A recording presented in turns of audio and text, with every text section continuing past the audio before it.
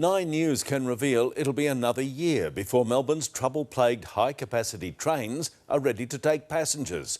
The $2.3 billion fleet was supposed to help ease overcrowding on the busy Southeast and Sunbury lines, but has been beset by design and testing problems. Andrew Lund with the exclusive details.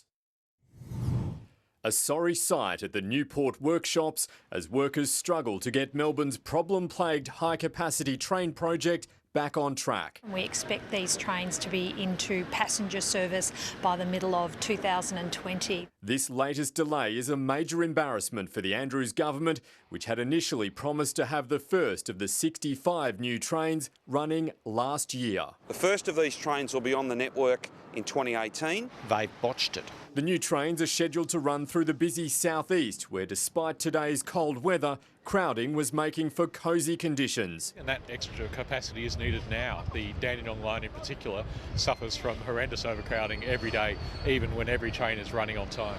I've heard there's welding problems. I've heard there's problems with the interface with stations.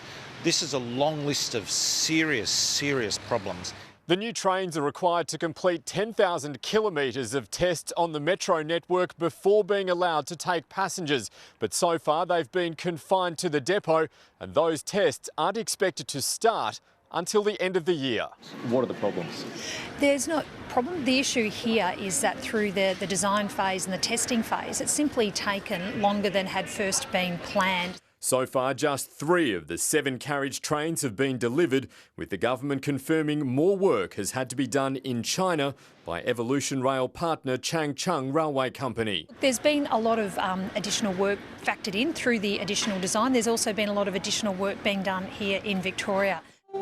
And Andrew joins me live from Flinders Street. Andrew, there's more bad news for rail travellers.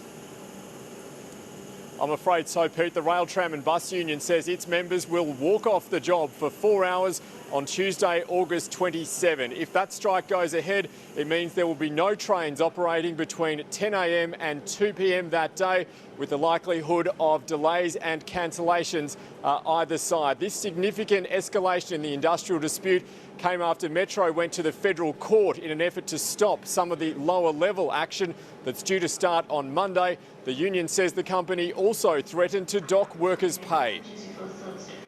We didn't want to have to put in for a stoppage. We've got negotiations happening on Tuesday. Again, we're going to go there in good faith with Metro. I personally, myself, along with the bargaining team, will be there. We hope that at the end of that day, we walk away with somewhat of a deal. A 4-hour stoppage of the network will be very disruptive for our passengers and for the wider Melbourne community. We want to avoid that stoppage, and we believe there's enough time between now and the 27th to get an agreement in place. Talks are set down for Tuesday, but if there's no deal, then rail workers will go on strike on Tuesday, August 27th. Pete? Andrew Lund reporting.